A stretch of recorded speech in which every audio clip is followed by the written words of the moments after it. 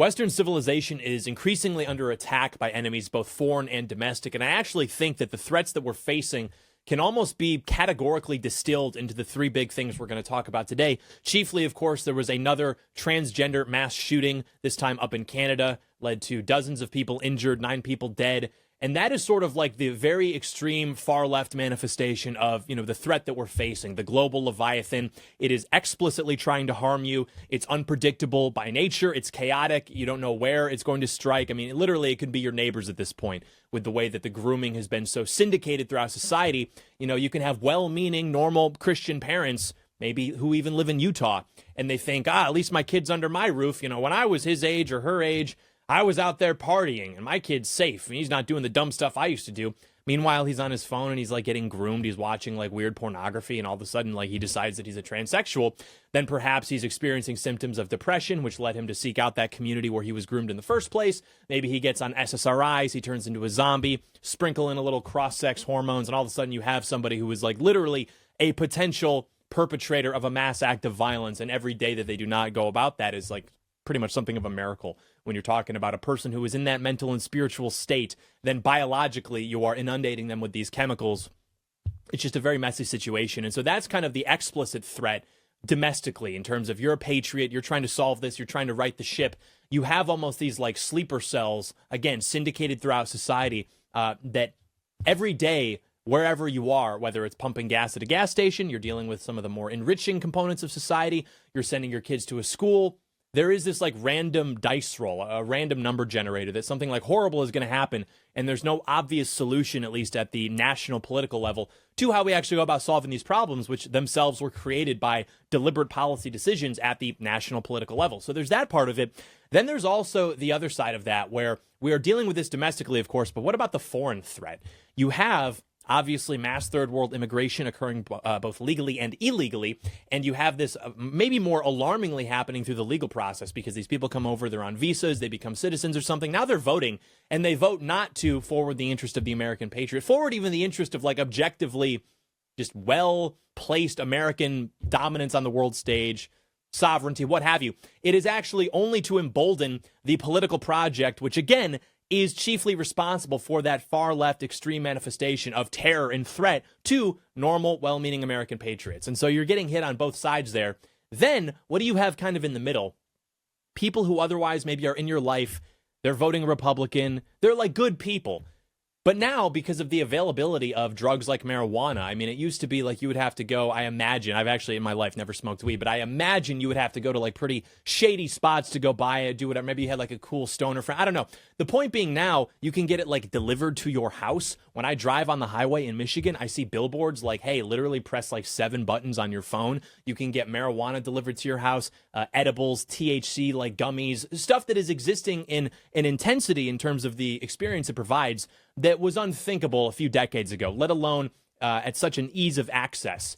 And so that is causing a lot of people who otherwise could maybe be helpful, who could maybe kind of get that we're in a bit of a pickle here as Americans, to literally just like check out and become retarded and become gay because they're just like smoking weed all the time. This is a very like low status, very low quality behavior that people have adopted into being just a part of their day-to-day lives. And as a result, society as a whole is sort of denigrating. It's sort of just like disintegrating in terms of quality of life, normalizing low trust behaviors. That is the problem when everybody decides to just like chill out, when they're chill and they do something to take the edge off. It literally makes it such that when you have, I don't know, literally like civilizational issues, existential threats, be those the survival whore mini-boss sleeper cells or the foreign hordes invading your country, it does make it a little bit difficult to solve those problems. And perhaps that's why, as a matter of policy, the syndication and proliferation of marijuana has been pursued by the people who also like to pursue things that, kill us in other ways. So we will discuss all of that and more. Do stay tuned.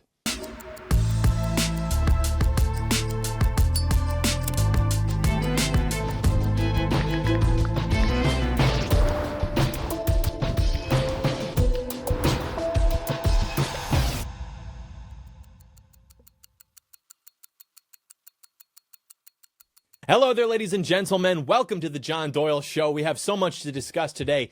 even some are saying the most important issues facing the young patriot today.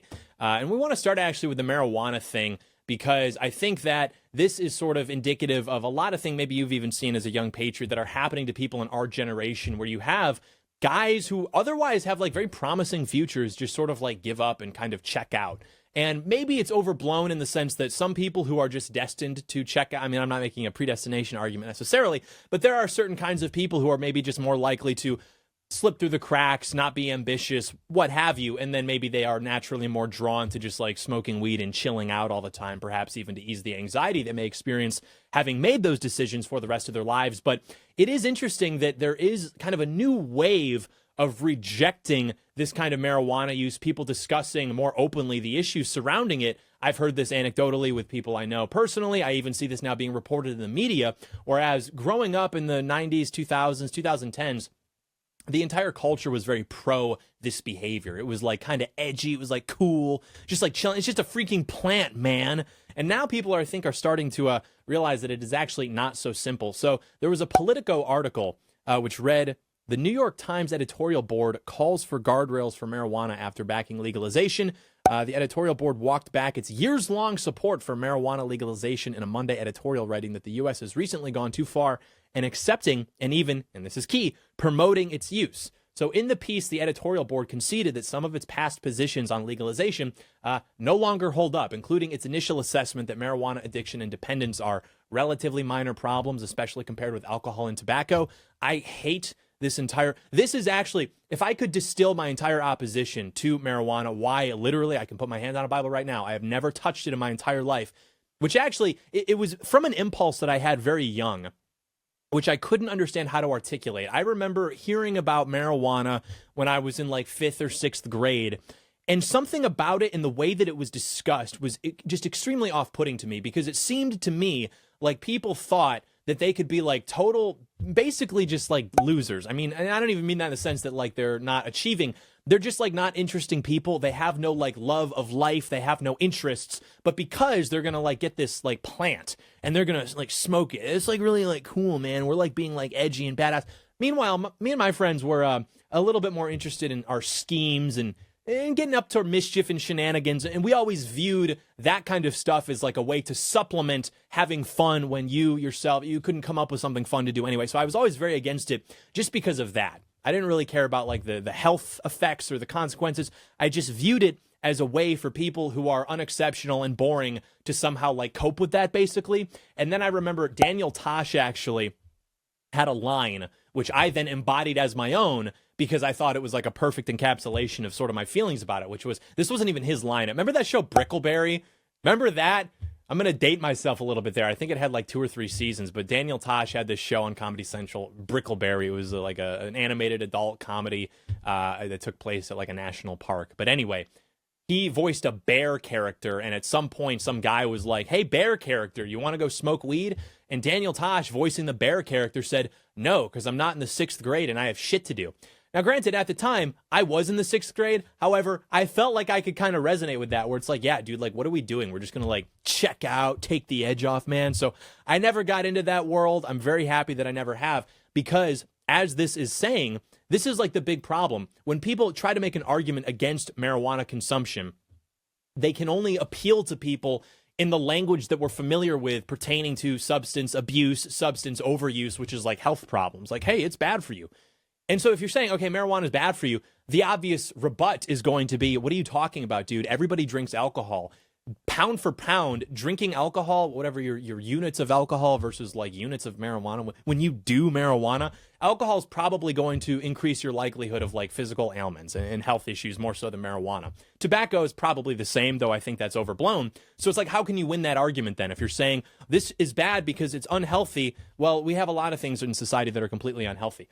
I don't think that's the important thing that's being discussed here. I don't really care about health. I notice, and I know this, there are people who can drink alcohol often, maybe alarmingly often, high-functioning alcoholics. I know people who I wouldn't call them alcoholics, just like objectively, but they have a couple drinks every day. They go out socially, they drink. You wouldn't know that about this person. They're not like messy. They're not like embarrassing. People who I've grown up with who then take up drinking as like a social lubricant, or maybe just like they enjoy it. It's a hobby, whatever. You don't notice that about them. You don't discuss with other people like, hey, Patrick's really like kind of going crazy here. It's just sort of like something that people tend to do. Again, alcohol consumption, a tale as old as time. The American tradition, obviously, a tale as old as time. Marijuana is like this relatively new thing. Tobacco is obviously too in the same boat with like alcohol. Marijuana is interesting because what it actually does to people who use it regularly, because it doesn't have those like obvious health side effects where you wake up the next morning and you're feeling like sick, or, your stomach gets messed up, or maybe your blood pressure. I don't know. I've never been like a guy who's really been into any of those worlds, but the health side effects, the side effects in general are more obvious. Whereas when you're smoking pot all the time, it does not become so obvious to you, maybe because it makes you retarded and like numb, and, you're just in this totally like messed up headspace, right? But it allows people to more or less like use it very frequently and just understand that they feel like chilled out. And then maybe when they don't use it so much, they feel a sense of anxiety, which is like literally like biologically what it does to your brain. It makes you more anxious. You become dependent on it to regulate your nervous system. So people will continue using it, but it's not as obvious as something that may, you may have like an alcohol withdrawal or a nicotine withdrawal or something. You just experience like a sense of anxiety, maybe some other stuff, and then that compels you to like take up using it again.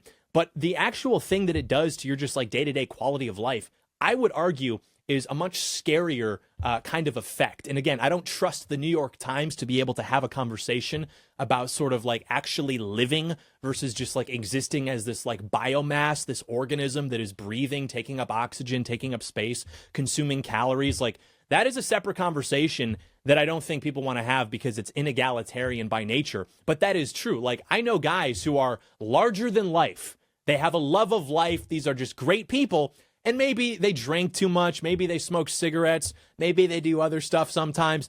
But these are still guys who are like locked in and they have an excitement about their lives. They are go-getters. Everybody I know who smokes weed or who took up that habit in general, they have either become shells of their former selves, which I know because I'm a reliable narrator having watched this happen. They don't know what's going on. They're potheads. They're insane. Literally have reaper madness or reefer madness. Vindicated, by the way. They become shells of their former selves, and then they exist in this state where all of a sudden, like, they're chill. That's all they want to do is be chill. They're perfectly fine with going to their 9 to 5, coming home, smoking weed, watching Netflix, playing video games, doing whatever. They're totally content in that state. The impulse to pursue self-improvement in any matter. I mean, whether that's spiritual, physical, anything. Just learn new hobby, do literally anything except go get money to buy weed and then go get weed, which you can then smoke to then go to work so you're not freaking stressed out at your like 9 to 5. And then you can just continue that cycle. They become locked into this for years and years and years. And just being a younger guy, it's actually pretty challenging to watch that happen. When you're growing up with people, you know them for 12 years, and you're all in the same school, all in the same grade, you're pretty much all at the starting line, even if, it's obvious one guy might do a little bit better, do whatever. You get a few years out of high school and start seeing like which of your buddies start slipping through the cracks, falling into that kind of pattern. It's tough, man, and you can't really do a lot about it. And so anyway, that's always been the problem is seeing what it does to people. I want to know how I learned to edit videos? Somebody taught me how to edit videos, how to download video editing software for free, rip videos off YouTube when I was like 9 years old. This person is now kind of an airhead because they've decided that they want to like take up marijuana as a coping mechanism for their day-to-day. This is somebody I used to look up to and be like, hey, you're smart. You could show me how things work. Now it's like a miracle if this person can like understand how to like, go point A to point B in a car using Apple Maps. It's just like, it is disheartening what it does to people. And because it's not as obvious as the propaganda has primed people to accept, where it's like, oh, you might drink too much and you might get a shake. You might smoke cigarettes too much and then you're going to be coughing a lot. They cough a lot too.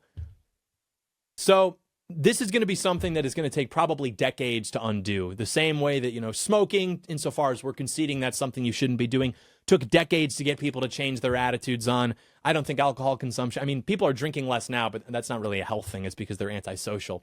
So this conversation about marijuana could not come soon enough. I only regret that I did not release the anti-marijuana dissertation sooner. Perhaps I could have saved several thousand IQ points. But anyway, Brett Cooper who you may know, she tweeted about this, which I was happy to see. She said, my mom and I have been told that my brother's psychosis, now full-blown diagnosed schizophrenia, is most likely drug-induced from his years of smoking weed. This drug isn't harmless no matter what our culture and screaming people in comment section tried to tell us. This is absolutely true. There are 2 books about this. Alex Berenson, I think, wrote one. It's called, the sort of clickbait title is Don't Tell Your Kids, or no, Tell Your Kids. And I think he was a Hillsdale guy, and he wrote all about the scientific case against marijuana. There's another one, Marijuana Debunked, I think it's called. You can find these both on Amazon, but it goes over exactly what she's describing.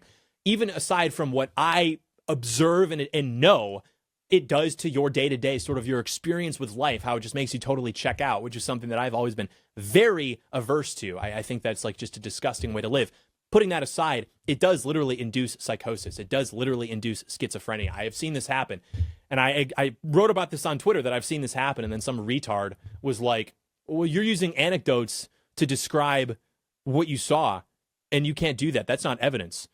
I smoke weed all the time, and I'm fine. It's like, okay, so you're combating my anecdotes with your anecdotes. So anyway, I tweeted about this. I basically said, like, look, I've had 2 guys I grew up with. One was my first ever friend. I named my goldfish after him that I won at the fun fair. I was 4 years old, met this guy. He was always like hilarious, great guy. And yeah, after we graduated high school, he basically became schizophrenic and was blowing up everybody's phones with like these insane accusations and paranoia, just like a general incoherence. Like he would throw something at you and you would respond like, hey man, and he couldn't be reached. He was not viewing the words you were saying as you were intending them. He was like literally off the reservation. And he had one of those cool dads that would smoke a little weed and maybe look the other way if he was smoking weed, you know, just like that. That's another thing, dude. I know kids who had like cool pot smoking parents. They're all fucking losers, which, you know, I don't mean to denigrate anybody's particular situation, but I'm an American. I like winners. I don't like losing. I think it's a sickness. I'm not saying that everybody has to be like Warren Buffett or Jeff Bezos, but checking out, dude, I'm allergic to that idea. I think it's disgusting. I think it's no way to live. But he was one of those guys. But I would have friends whose parents were like drunk all the time, whether that's like at a higher class level where you've got like the ditzy wine drunk moms, or you've got maybe like a more working class, we'll call it that, working class, you know, Joe Sixpack kind of thing. These guys like went to good schools, productive, they're in law school, they're doing very well for themselves. There's something about the environment in which alcohol is consumed that does not affect children the same way as the environment in which marijuana is regularly used does. This is just literally the case. And another guy went to school with, always hilarious, and he ended up actually committing suicide last Easter because of the same stuff. He was losing his mind, smoking all of this marijuana. And again, I know that marijuana now is much more potent than it was 30 years ago, so I'm not trying to like rehash, pun perhaps intended, this kind of conversation, but this is the present problem. This is what we're dealing with. And he was doing the same thing. He was blowing up people's phones. He had this like insane kind of like, I guess you'd say, cluster of accusations he was making, and then he just killed himself. So again, I'm not saying like don't get involved in this because it's going to make you insane and kill yourself, but the idea that this is like totally harmless and it's just like freaking chill, man, it's like a plant. This is just like obviously not true. And I think that because people don't want to have an honest conversation about it, they can't understand what the problems even are. Like the whole gateway drug argument has always been so stupid to me. And of course, this was introduced by people who themselves had no idea what the problems with drug use are. Like marijuana is bad exactly because there are no obvious side effects or withdrawal symptoms, you know, as there would be with like harder drugs. And so people will use it every day, or they will have to use it every day because they're literally addicted, and they do this to feel chill or whatever. And then over time, they become completely retarded. They possibly become gay. They become general shells of their former selves. They become totally agreeable, totally pacified, because all that matters is being chilling out. Taking any stand on anything is undesirable. It is just to be in a perpetual state of being chill.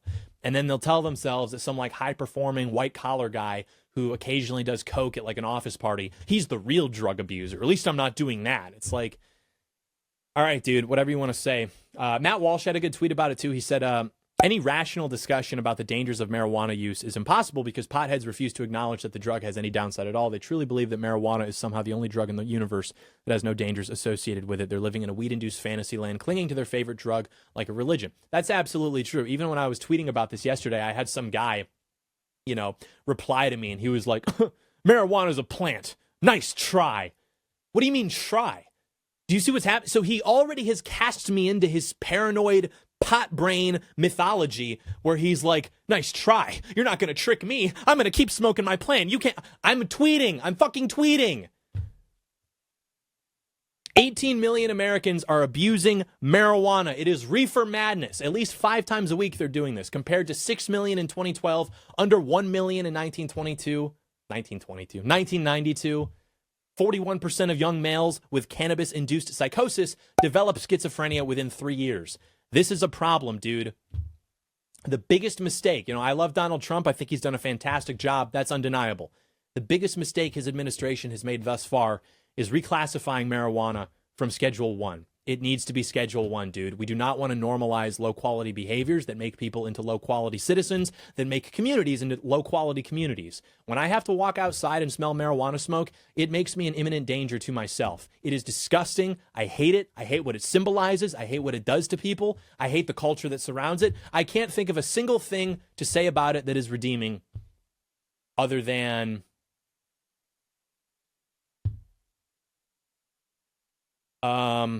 the mission in Far Cry 3 where you burn down all the weed plants. That's the only thing I can think to say that I could maybe put in the category of like pro. Everything else has been a con. It is my least favorite thing in the world, and I will die never having touched it. I had a family member one time, dude, come on. You're not going to do it once, even once? What if one day I just said that I was going to give you a brownie or so? I was like, I will literally never speak to you again in my life. I will probably break your entire bottom row of teeth. Like, I want nothing to do with it. If I have one conviction, it is this thing, this disgusting, forbidden fruit that represents everything wrong with the world to me. I want nothing to do with it ever. I want it gone. I don't like it. Anyway, if you want something that you can put into your body that's going to improve your life, I would have to recommend that you consume more of my content on the internet. You can do this by following my Instagram, my Facebook. It's called The John Doyle Show. You want to be kept up to date on everything new. You want to be in the know on everything cool and awesome, as opposed to everything that's going to make you into like this pacified little gay boy watching Big Mouth on Netflix. That's going to be the way you're going to want to do it. So yeah, go follow that. We will be right back because we have to discuss more extremely important happenings in the world. And frankly, I think I'm the only guy for the job. So BRB.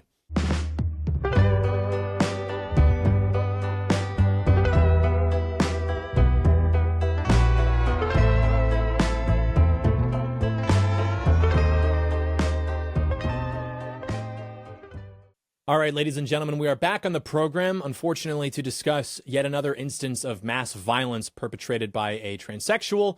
This time it was up in Canada. You had British Columbia's Tumbler Ridge Secondary School. There was a shooting in secondary school, is like a high school, essentially, in Canada, parts of Europe, where have you. It was a shooting that left 7 dead, 27 wounded, and then 2 more dead at a residence believed to be linked to the shooting.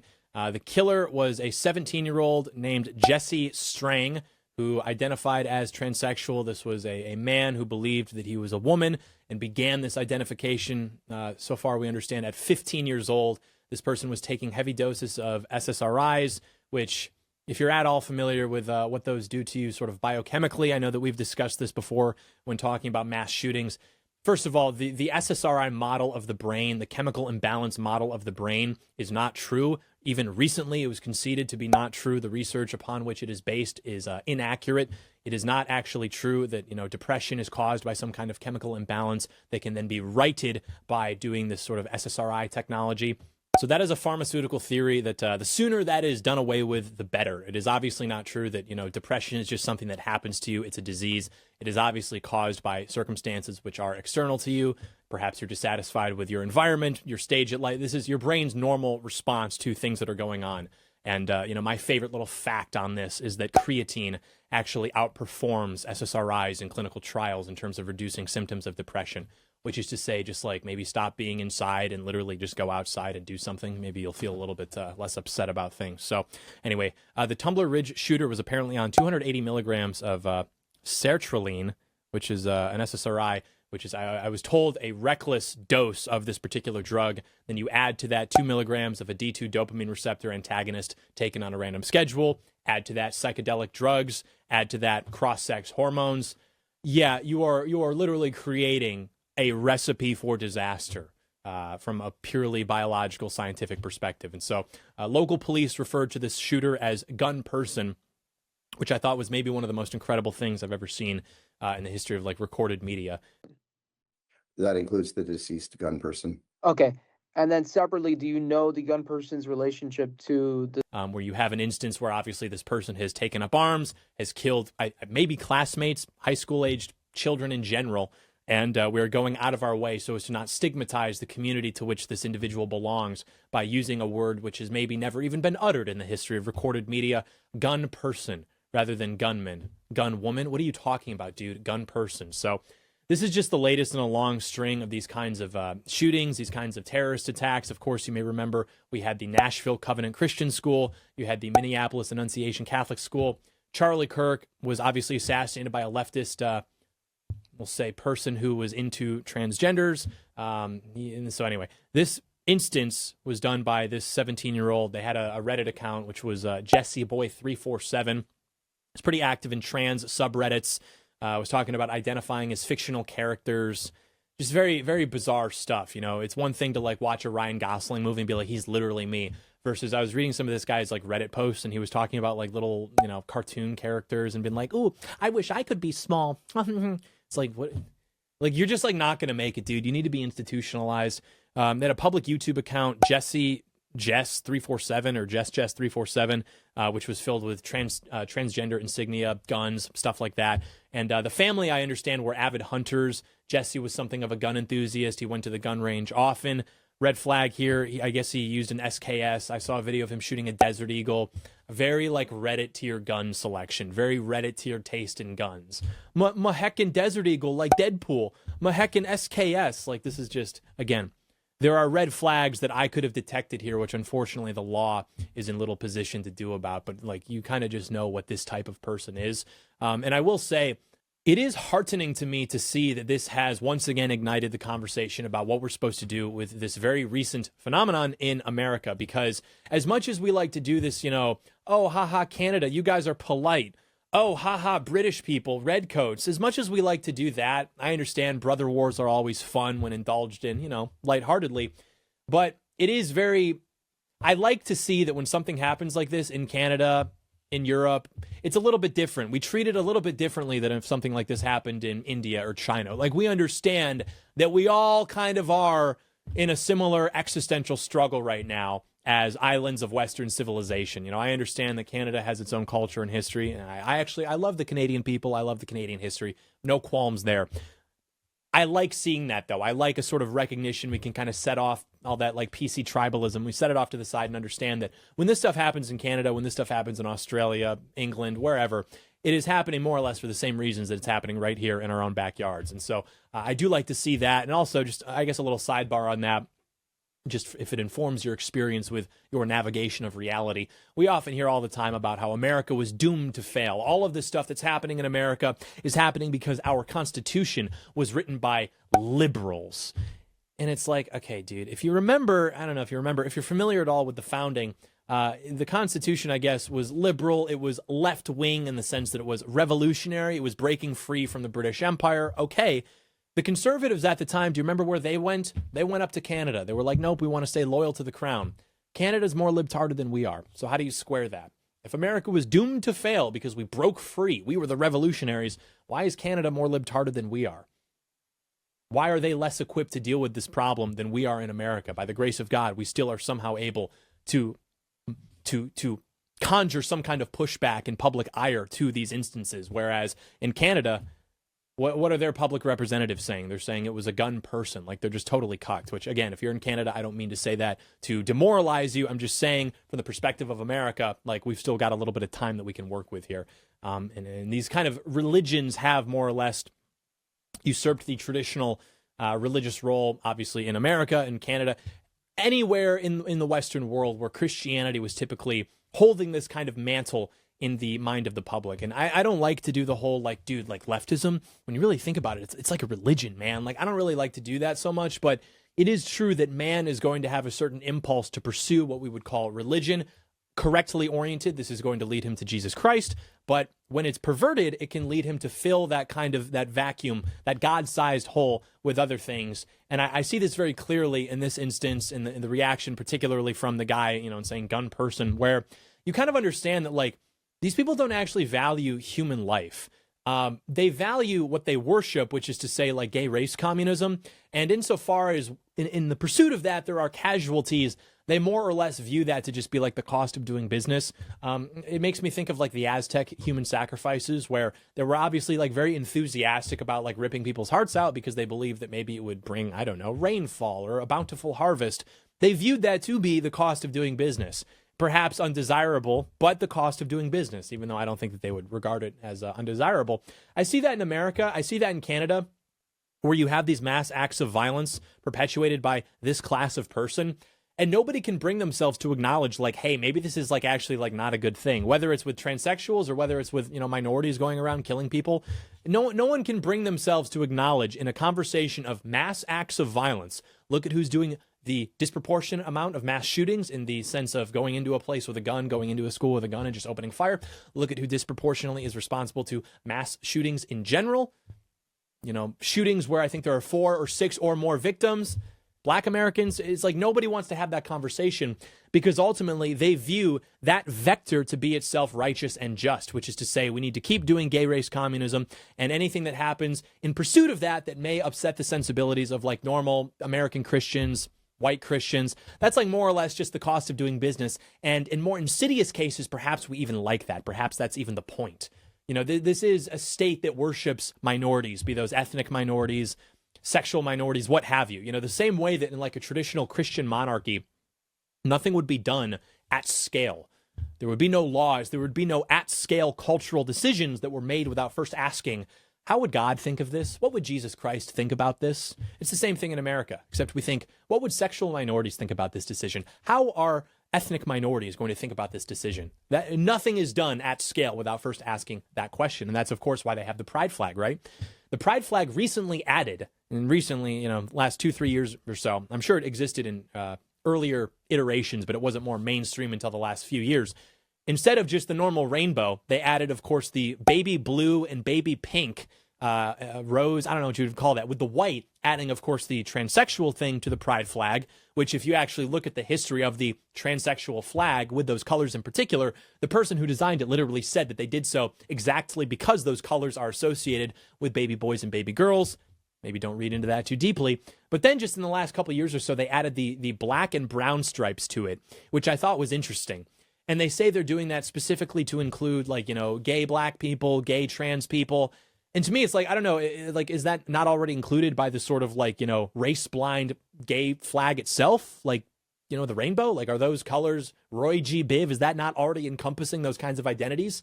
And the reason I think is because what that flag now represents literally is every group of people who is not able to produce normal white children. Like, if you are in a homosexual relationship, a homosexual marriage, you're not white. You cannot produce white children. That is the greatest enemy to the regime. They really hate that. They really hate when white families get together and are stable and have children. They obviously inundate white Americans with propaganda, specifically about why they should not be having kids, about how their kids are bullies and born racist as their like original sin in modern America. And of course, these people take notes and understand the greatest enemy to the vector of gay race communism is normal white Christian children, which is why when they go and take up arms, they end up at a Catholic school. They end up at a church. They end up at a high school in rural Canada with what I'm assuming is like a majority white population. It's just like how it works. And we don't really understand how to solve this problem. We don't really understand even what is transsexuality. I know that in recent years, we have had discussions about autogynephilia, this idea that you can understand this as a guy who is attracted to the idea of himself as a woman. This is actually a very recent kind of increase in the pie chart of the transsexual. There's a very fair, objective book written by J. Michael Bailey called The Man Who Would Be Queen, I believe. And this was written in the mid-2000s, and it was sort of an objective. This guy's, and he's not gay. He's creative. He's a little metro, but he struck me as very fair. And he's a guy that does a lot of research. I think he was a professor in Texas at the time, doing a lot of research into like sexual psychology, homosexuality, transsexuality, things like that. And this is a guy who maintains a liberal disposition, but he's very fair. And he wrote this book in, I think, the mid-2000s. This was at a time where academia was just becoming actually maybe a little bit more balanced in terms of this stuff. I understand the public is going to think that things only became crazy in the last 5 or 10 years because it sort of trickled down to them by that point. But academia had already become very pro-gay, very pro-trans even by the 1970s. The trans stuff more so in the 1990s. And it was this theory of like, yeah, you can actually just become a woman. You can decide your gender. You can experience gender subjectively in a real material sense, and therefore decide what your identity is going to be. Whatever. This guy was, I believe, the first kind of academic to really push back on that in the mid-2000s. And so he writes this book. And what he catalogs is something that was very illuminating into how this sort of transsexual comes about, how the gay man sort of comes about, because nobody knows really what causes either of those, really. You know, we have these conversations. They're not really satiating to the intellectually curious young patriot, which is why I have to go read books about gay people now, because no one on the conservative side is giving me answers. You know, most conservatives think, well, we can do the LGB stuff, but it's the T stuff that's crazy. You know, why can't we just have normal gay rights? Why do we have to have the trans rights too? And in reading this book and understanding what actually compels one to become transsexual, you understand why that can never happen. And the reason for that is that historically, and I mean that in the last 100 years or so, most transsexual men were simply gay men who became transsexual, who decided to begin living as women simply because they wanted to attract their ideal, which is normal straight men. I don't know if you know this because you're not reading about gay people. That's what I do. That's why you pay me. The ideal partner for most gay men being like these very, you know how they are not attracted to other gay men so much because those other gay men are not typically masculine. They're not typically what they're looking for. And you can even, they've got all this like homosexual vocabulary, which quite disgustingly has recently become common vernacular in Gen Z. This is where you get your top and your bottom from. So in traditional gay culture, what that means is you've got your guy who is the catcher, and this is like 95% of them. And then you've got, for some reason, like your 5% of like relatively normal guys who just so happen to be gay. And then those guys are all being like competed for more or less by like the 95%, which are the catchers, right? And so quite often what would happen in these cases is you've got these guys who already reject normal masculine identity. You can see this when they're growing up. They report that they were always called sissies. They were always called wusses. They were never into competitive sports. They preferred having, groups of girls as friends. They never really liked hanging out with guys. They were already rejecting kind of like typical normal male behavior. They were far more comfortable hanging out with girls. Again, this is stuff that you can spot young, you can correct for. Maybe they didn't have a father present to kind of raise them into normal young men. They become scared of that. They become anxious of what it requires from them. And they end up kind of pursuing, we'll say, a more deviant trajectory. And so quite often what would happen with these old school transsexuals, these first wave transsexuals, I'm a conservative. I like the old transsexuals. It's the new stuff that I think is taking it too far. What would happen with these like old school guys is because they were already living this way, they would literally just like start to live as women because one, it was an identity that was already more comfortable for them. So you may as well just like commit to the bit, so to speak. And then also in some cases, it would allow them access to the guys that they were really trying to sleep with, which were just like normal men, because normal men obviously would not be attracted to gay men, but you could maybe trick them into being attracted to you if you simply present yourself as a woman, get them drunk enough, what have you. So that was like the original way that transsexuals typically came about, which again is why, you can't really have LGBT without the T, because the T itself already overwhelmingly is caused by the LGB itself. So there's the problem there. Now, autogynephilia is a different kind of transsexuality, and it used to be a minority of it, which is to say it's not that you are attracted to the idea of a normal guy, and so you will choose to present yourself as a woman because you already reject maybe normal masculinity anyway. Autogynephilia says what you are attracted to is the idea of yourself being a woman. And you can look at the data on this. Homosexual transsexuals, which is going to sound weird, but that is what is happening here. If you're new to this red pill, that is literally what most of these guys are. Homosexual transsexuals are attracted to the idea of having sex with a normal, like, man, right? That is what they are enjoying about that act. That is what they are attracted to. Whereas the case with autogynephilic transsexuals, what they are attracted to is not that they are having sex with like a normal guy, a guy, whatever. They are attracted to the idea that they are a woman, they are being penetrated, they are the person who is receiving the act. They like the idea of themselves being, a woman in that case, which is why the autogynephilic transsexuals are more likely to report in their adolescence trying on women's clothes, doing weird stuff with their mother's clothes, whereas the homosexual transsexuals don't necessarily have those experiences. You know, they do share the same kind of, I really didn't hang out with a lot of guys. They used to make fun of me. They used to call me a wuss. They didn't want to play sports with me. But I was never into the idea necessarily of like getting off to living as a woman. So there are two types that we're dealing with here. And I think that the autogynephilic transsexuals are actually more ascendant in terms of the pie chart because a lot of that deals with very neurotic, autistic, generally maladjusted people. And I understand that to have any sort of deviant identity or lifestyle, you are going to have to be literally by definition maladjusted, but this is a relatively new thing. And so, if we want to give full context to the conversation,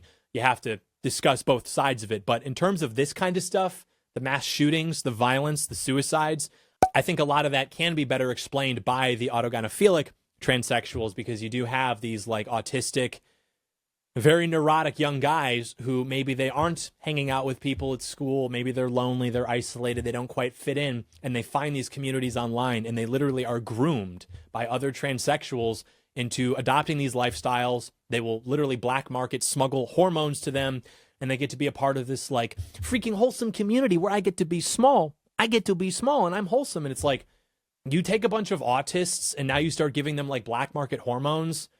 That is a recipe for disaster, dude. That's why I really believe that this is like a survival horror game. That's how I felt the last 4 months in America. You've got, you're pumping gas, you're wherever. You encounter one of these characters, one of these like special infected in America, be that some like, insane third world gang member, or some like insane, groomed, dysgenic, suffering from some kind of like insane delusional identity. These people are all like imminent threats to you. You're like walking and you can't fight them. You cannot fight them. You will go to jail. You cannot fight them at scale. We don't have the avenue yet. So all you can do is like run and hide. It's an interesting game mechanic, I suppose. And so we have kind of discussed different ways that you could go about combating this. It's very popular right now to say, maybe we should just like restrict gun access, right? If you're dealing with a group, Fleetle Flop, right? If people identifying as members of Fleetle Flop are so disproportionately perpetuating or perpetrating mass acts of violence, maybe we should say, hey, guys identifying with Fleetle Flop shouldn't be allowed to walk into a gun store, pass nicks, and walk out with a gun, right? Maybe further, if I don't necessarily identify with Fleetle Flop, but I overwhelmingly support it, I throw my weight behind it, I like Fleetle Flop, I won't disavow Fleetle Flop, even when it does things that are insane, maybe I should not be able to walk in past Nick's and walk out with a gun. So I don't know. The thing is, though, that's like playing with action figures in some sense. I understand that we're not going to be able to we're not going to be able to wave a magic wand and make it such that, you're not going to be able to get a gun if you're transsexual. The reason for that is not even because we can't do that. Like there's no avenue there. It is literally because conservatives are so stupid that anytime you try to do that, whether it's when Reagan tried to put up open carry laws in California because Black Panthers were going around deliberately trying to intimidate normal white people, or because now you have mass acts of violence being perpetrated by transsexuals, conservatives, you understand you deal more with conservatives, you understand like why we're even in the position we're in. We really would rather do this kind of like very vain circle jerking about who's right, about principles, than we would actually like solve any problems. So if that were actually proposed, I really do think you'd see a lot of pushback from the Second Amendment guys who themselves, frankly, spend a lot of time in like the gun community these days. I talked about this a couple of years ago. People got mad at me, dude. I was shocked at what I saw. I used to be real involved in that stuff, kind of took a break, got back into it a couple of years ago. Very, very, very drastic changes in the gun community with the kind of stuff that these guys are talking about, stuff that they're into. I think you'd see a lot of pushback from older conservatives who are like, no, my Second Amendment, slippery slope. You'd see, of course, the usual suspects, your Lulberts, your Thomas Masseys, your Rand Pauls. I don't think that's the solution. Also, you don't want to necessarily give these people more of a reason to just go and start like shooting up schools filled with like white Christian kids. You don't necessarily want to do that. I really think that what I said maybe a month or so ago about us establishing a beachhead. And I know that the World War II stuff is overplayed, but that's how I feel. I feel like we do not invalidate my lived experience. This is how I feel. I feel like we are trying to establish a beachhead. I feel like we are getting just mowed down by machine gun nests. And I don't know if there's a more obvious solution to the problem, something that's actually going to work than just simply like, keep going. I don't know if we can make this into a situation where we're not going to be dealing with the defense mechanisms of the Leviathan that is the global left, which again has deliberately created this class of person who will roam about the world, sleeper cells, activation word HRT, and then they go and they do something horrible and people die. I don't know if we're in a position yet to really solve that problem. Solving that problem is going to require massive, massive revolutionary changes to pharmaceuticals, general health stuff, online conduct, social media, the longhouse, the gynocracy, feminism, all of the stuff that makes it so these guys who maybe aren't quite comfortable in normal young male identity, those guys aren't picked up by these grooming communities, by these people that want to make them into not normal, well-adjusted young Christian guys. You need a restoration of that, whether it's competitive sports, fraternities, Boy Scouts, all of that stuff exists now as a shell of how generations previously experienced it.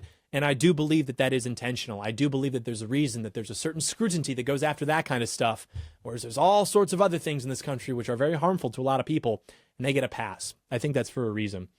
So, yeah, we don't have action figures. There's not like an easy solution to this other than simply continuing with what we're doing, which is decreasing the ability of evil, insane, race communist freaks to get back into power, increasing our ability to maneuver while in power. And then once we open up more doors, once we have a clear path ahead, I'm sure that we can solve these problems. But in the meantime, I don't mean to black pill and say that there's no way out of this. I'm just trying to give you a realistic expectation that unfortunately for the next little while or so, this is going to have to be something that we're just going to deal with.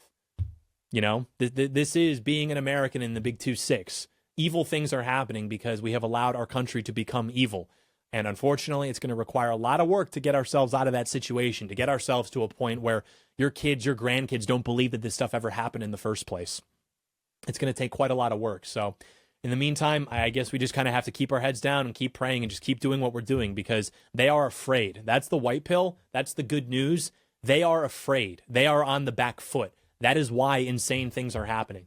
Insane things don't happen sporadically when they feel as though they are in a position of power. Insane things happen when they're in power and they enact them into law, sure.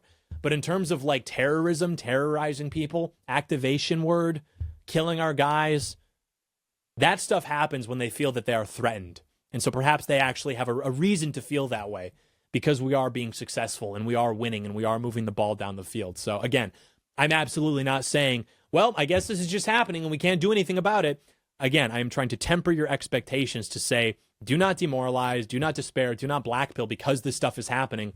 Understand it is happening precisely because evil people are afraid and they are trying to do what they can to make you afraid so that you go back in the box.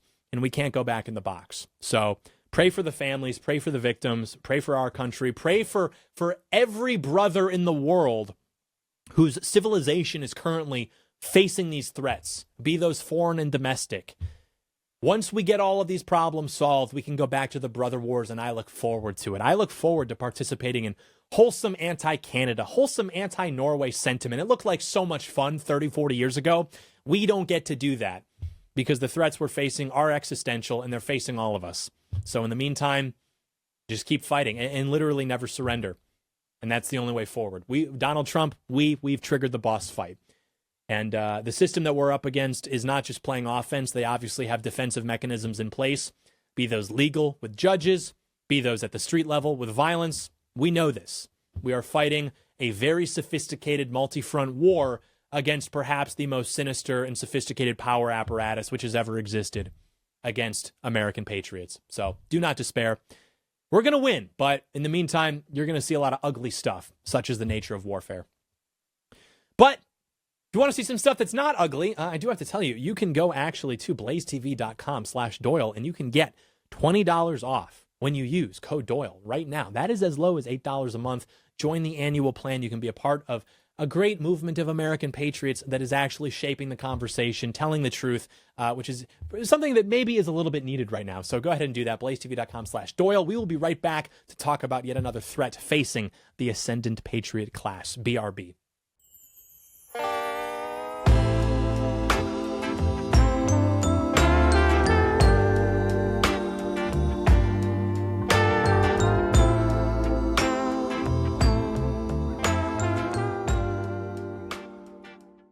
All right, ladies and gentlemen, we are back on the program. I have a tweet I would like to share with you. You know, we hear a lot about, obviously, mass legal immigration from the third world, particularly with the visa programs, the H1B visa program, and I'm assured all of the time on the internet by people who are wrong about literally everything, except apparently this, that the Trump administration is not doing anything about the visas. People are still flooding into the country. We're being sold out because of J.D. Vance or what have you.